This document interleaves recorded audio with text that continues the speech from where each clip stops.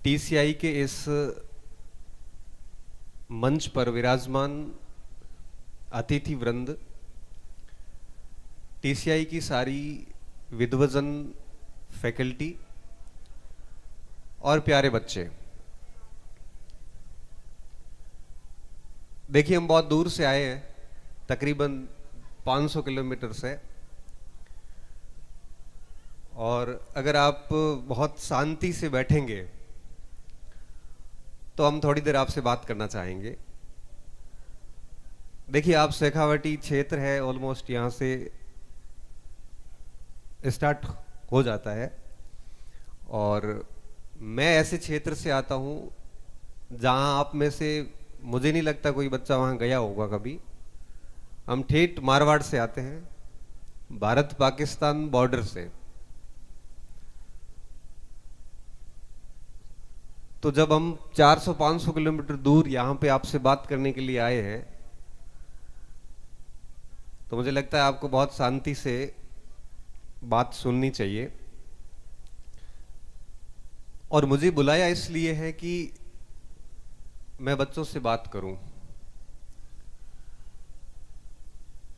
मैं बात शुरू करूं उससे पहले मैं जानना चाहूंगा आप में से कितने स्टूडेंट हैं जो 11th क्लास से हैं।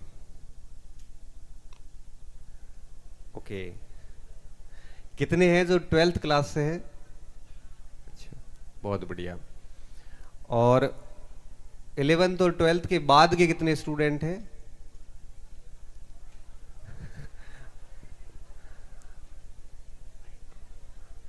और 9-10th के कितने बच्चे हैं?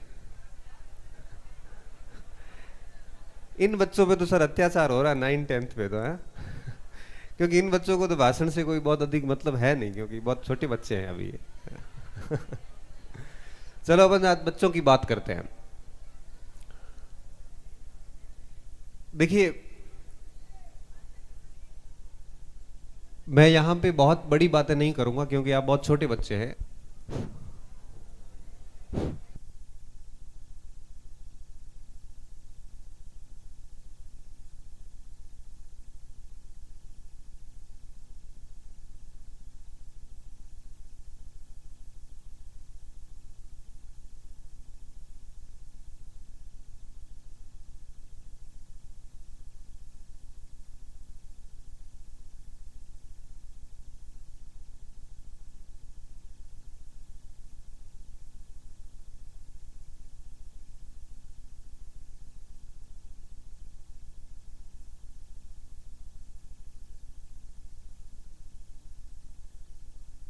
की बात करेंगे, बच्चों के स्तर की बात करेंगे।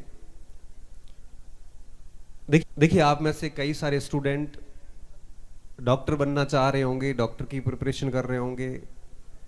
कई सारे विद्यार्थी आईआईटी में एंटर करना चाह रहे होंगे। कई सारे ऐसे स्टूडेंट होंगे जिनको सिविल सर्विसेज में जाना होगा, आईएएस आईपीएस बनना होगा। कई सारे ऐसे बच्चे जिनको आर्मी में जाना होगा।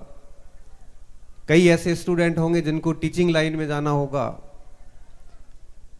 हर स्टूडेंट अपने अपने उद्देश्यों, अपने अपने लक्ष्यों के साथ यहां उपस्थित है। मैं आपसे बताना चाहूंगा कि जीवन की कोई मंजिल होती नहीं है। मतलब आप बहुत अच्छी तैयारी करके जैसे कोई डॉक्टर बन गया या कोई आईआईटी में चला गया, डॉक्टर बनने के बाद वापस आके मन होता है कि इस ब्रांच में जाना है। उसमें जाने के बाद मन होता है कि एमडी कर लेते हैं। फिर भी कई बार संतुष्टि नहीं मिलती, तब सोचते हैं कि आईएएस की तैयारी कर लेते हैं। आईएएस बनने के बाद सोचते हैं कि थोड़ा और कर लेते हैं। ये पूरी जिंदगी ऐसे यात्राएं चलती रहती है। और इस दरमियान कई बार हम थक भी जाते हैं, कई बार हमारा मोह भंग भी हो जाता है। आप सभी विद्यार्थियों से मैं कहना चाहूंगा कि हमें किसी भी स्तर पर थकना नहीं है, बैठना नहीं है। बस पढ़ते जाना है, जीवन गतिशील रखना है हमेशा। जिस स्तर पे हम बैठ गए, जिस स्तर पे हम थक जाते हैं, वो अपनी असल में हार होती है। इस पूरी यात्रा में कहीं पर भी न तो प्रतिशत मायने रखते हैं, न कभी ऐसी चीजें मायने रखती है जो बहुत ज्यादा आपको सुविधाएं मिलती, ये भी कोई अधिक मायने नहीं रखती। जो सबसे बड़ी बात जो मायने रखती है वो रखती है आपकी गंभीरता होनी चाहिए। किसी भी लक्ष्य को लेके आप जिसकी प्रिपरेशन कर रहे हैं, आप जिसकी तैयारी कर रहे हैं, ये बड़ा खूबसूरत जीवन है, आपका बचपन है, अभी आप स्कूली जीवन को जी रहे हैं। आपको खूब एंजॉय करना चाहिए, खूब पढ़ाई करनी चाहिए, और जैसे जैसे आगे बढ़ोगे वैसे वैसे ये सतत परिवर्तनशील है। मैं आपको एक छोटा सा उदाहरण देता हूं। मेरे एक साथी थे जो 2011-12 की बात है, पीएमटी की तैयारी, उस समय पीएमटी होता था, नीट नहीं होता था। उन्होंने एक अटेम्प्ट लिया, उसमें उनका सिलेक्शन नहीं हुआ। वो 12वीं के 7 अटेम्प्ट था। उसके बाद में उन्होंने एक दूसरा अटेम्प्ट और लिया, उसमें भी उनका सिलेक्शन नहीं हुआ। तब उनके पिताजी ने कहा कि बेटा तेरे से ये पीएमटी वगैरह सेट नहीं बैठेगा। सीपीएमटी आरपीएमटी होते थे उस समय। तो ये पढ़ाई वढ़ाई छोड़, साइंस की छोड़ दे, आर्ट्स ले ले और बीएड वीएड करके शिक्षक बन जाना। उन्होंने कहा कि मुझे एक अटेम्प्ट और दे दो तो मैं बढ़िया कर लूंगा। उन्होंने उस लास्ट अटेम्प्ट मान लिया उसको। डू एंड डाई सिचुएशन होती है ना, कि बस करो या मरो की स्थिति, और अपनी पूरी ताकत लगाई, रात दिन एक किए, और बहुत मेहनत करने के बाद तीसरे अटेम्प्ट में उनकी राजस्थान में ठीक ठाक रैंक आई, टॉप 10 में थे, नवोदय विद्यालय से पास आउट थे, और फिर एसएमएस कॉलेज जयपुर में मेडिकल साइंस में एडमिशन हुआ। अब मेडिकल साइंस में पढ़ते पढ़ते ही तीसरे साल उनका मन उठ गया कि ये डॉक्टर बनना कोई वो बात नहीं है जिसके लिए उन्होंने 4 साल मेहनत करके पीएमटी के जरिए एसएमएस कॉलेज मिला। एसएमएस कॉलेज अच्छा कॉलेज माना जाता है। उसके बाद एक दिन हमारी वार्ता हुई, बात हुई। मैं एक दिन एसएससी का पेपर देने के लिए जयपुर आया था, और हम रात में उनके रूम में ठहरे। तो रात में ठहरे तो बात करते करते कहा कि यार मैं इस डॉक्टर सेवा से सेटिस्फाइड नहीं हूं।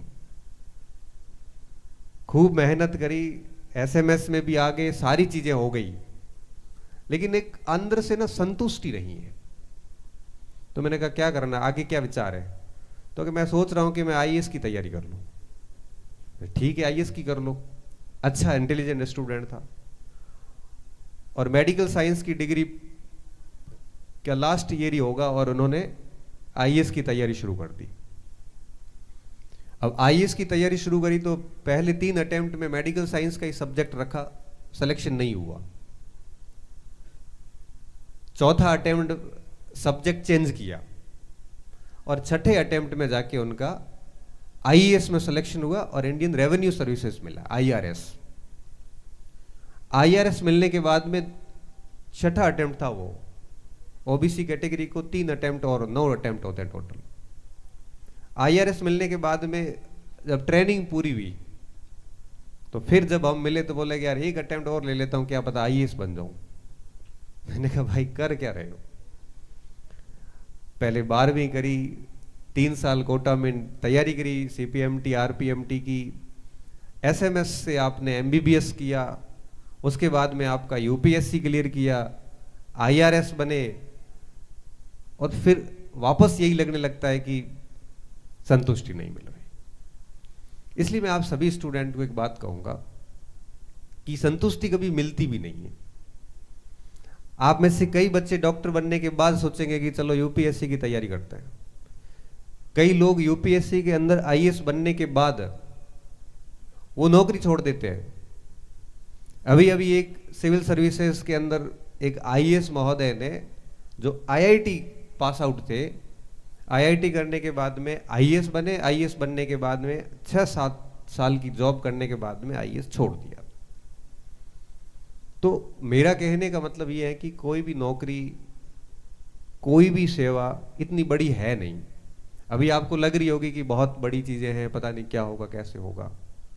सब चीज़ें बड़ी आसानी से मिल जाती हैं, बस उसके लिए हमें ठीक से तैयारी करनी पड़ती है। आज की विद्यार्थियों के साथ में दिक्कत कहाँ आती है? जो पढ़ता है वो बहुत पढ़ता है, जो नहीं पढ़ता वो नहीं पढ़ता है। तब मैं कई बार कहता हूँ कि पढ़ाई भी करिए, साथ साथ में खेल कूद भी करिए, हर एक्स्ट्रा करिकुलम एक्टिविटीज में भाग लीजिए, एक दिनचर्या नियमित बनाइए। आपको एक मोटिव होना चाहिए, किसी मोटिवेशन की आपको आवश्यकता नहीं रहेगी।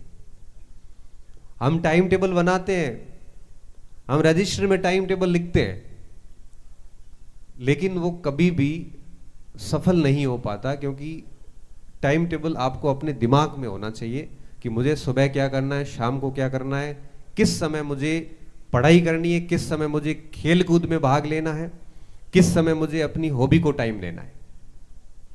हम उलझे रहते हैं सुबह से शाम, बच्चों को ऊपर कई बार इतना प्रेशर ले लेते हैं कि मुझे 99 बनाने हैं, मुझे 98 करना है, मुझे इतना करना है।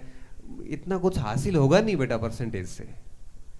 क्योंकि मैं मेरी खुद की बात करूं, मैं जब 10th क्लास में था तो मेरे उस साल 49% बने, मात्र 49%। तो घर वालों ने कहा कि इसको ITI करवा देते हैं। ITI IIT मत सोचना आप, 10वीं में जब 50 ही नहीं है तो ITI के लायक ही है। फिर जब 12वीं करी तो मेरे 12वीं में फिर 61 ही बने। इसमें भी हम भूल गए हैं कि किस विषय में कितने मार्क्स थे। अब परसेंटेज की वैल्यू आप समझ सकते हो कि जब हमें आज जब किसी गवर्नमेंट डॉक्यूमेंट्स में मार्क्स भरने पड़ते हैं तो हमें फाइल निकालनी पड़ती है कि मार्क्स है कितने, हम भूल गए। फिर जब कॉलेज में आए तो उस समय बात समझ में आई कि परसेंटेज मैटर नहीं करते, ठीक ठाक पढ़ाई कर लेंगे तो किसी अच्छी जगह चले जाएंगे। इसलिए कहते हैं ना, हर व्यक्ति की नियति में तय है कौन कहां जाने वाला है, या आपको नहीं पता। अब हम भी रवाना हुए थे सिविल सर्विसेज के लिए और घूम के पहुंच गए शिक्षा विभाग में। अब इतने कम प्रतिशत के बाद भी हमने हमारी पढ़ाई जारी रखी, खेल कूद को डेली टाइम देना। आज भी समय मिलता है 1-2 घंटे हम खेलने जाते हैं।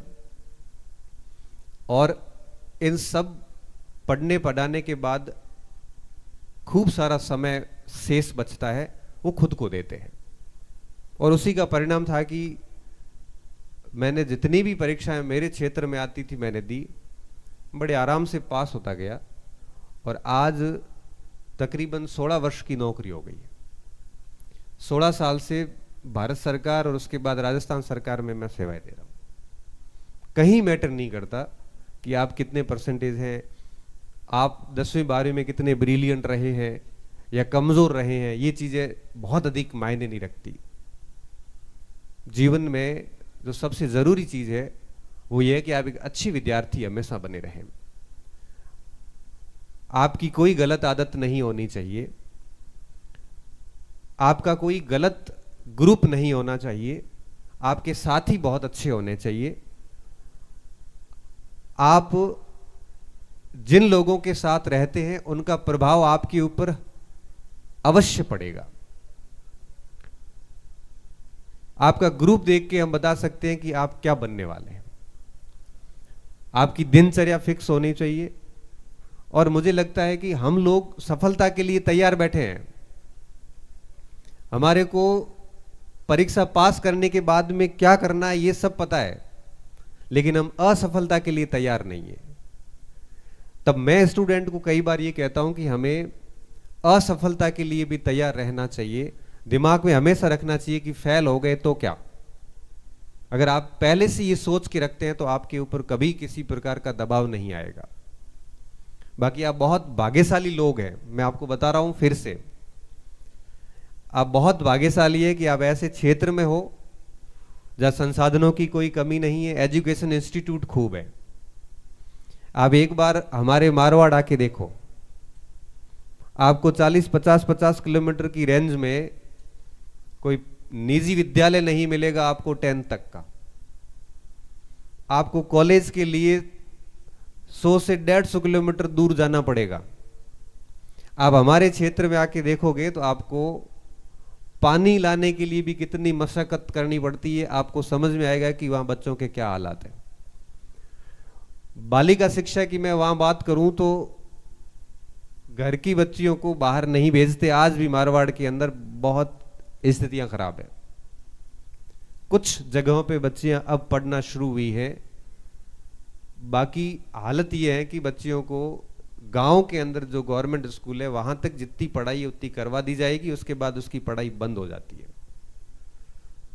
आप तो इतने भाग्यशाली है कि आप बहुत अच्छी जगह है, अच्छे घरों से है, यहाँ बहुत अच्छे इंस्टीट्यूट है पढ़ने के लिए। राजधानी के अंदर आप बैठे हैं, राजधानी यहाँ से बहुत दूर नहीं है, घंटे भर का रास्ता है। हमें राजधानी आने के लिए 12 घंटे की यात्रा करनी पड़ती है।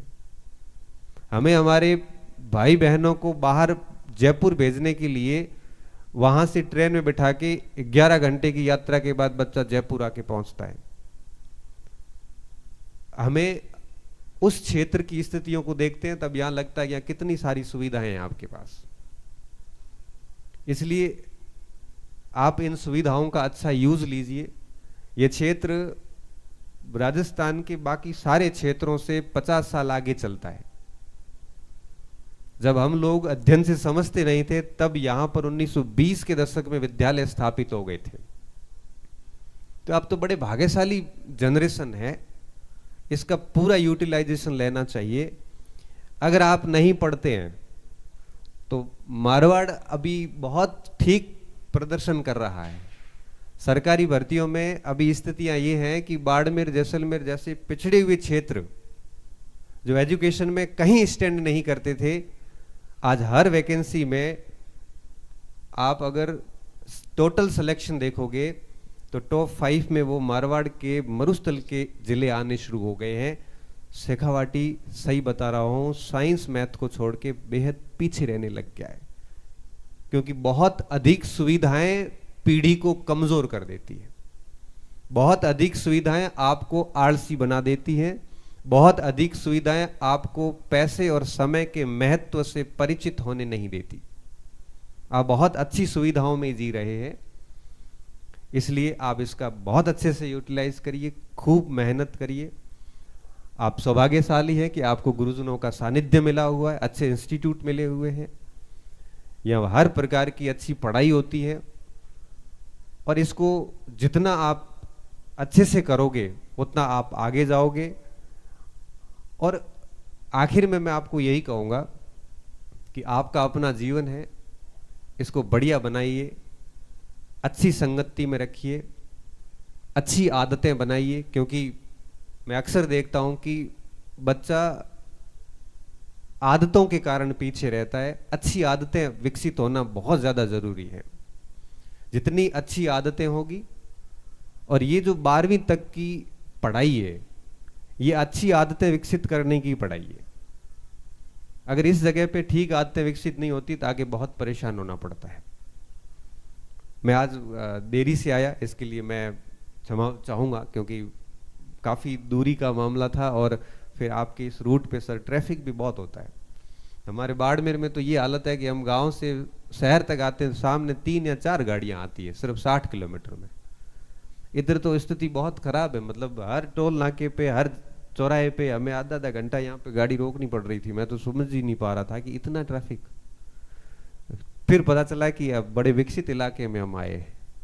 एक बाड़मेर जैसा क्षेत्र, हमारे वहाँ गाड़ियाँ इतनी है नहीं, हम तो बड़े आराम से रहने वाले लोग हैं, बहुत खुला खुला है। और यहाँ के जो शिक्षक वगैरह वहाँ आए हैं, वो वहाँ के राशन कार्ड वगैरह वहाँ बना दिए, अब वो वहीं रहते हैं, आराम से खुले में रहते हैं, बच्चे यहाँ पढ़ाते हैं, क्योंकि शिक्षा की यहाँ अच्छी दशाएं हैं। तो मैं आप सभी के उज्जवल भविष्य की कामना करता हूँ। आप सभी बहुत थके हुए हैं, खूब सारा पढ़िए, इस क्षेत्र की जो खूबियाँ हैं उसका अच्छे से उपयोग लीजिए और इस पूरे क्षेत्र को आगे ले जाइए। मैं पूरी टीम को शुभकामनाएं प्रेषित करता हूँ, आप सभी बच्चों को शुभकामनाएं देता हूँ। मेहनत करिए। जय हिंद, जय भारत।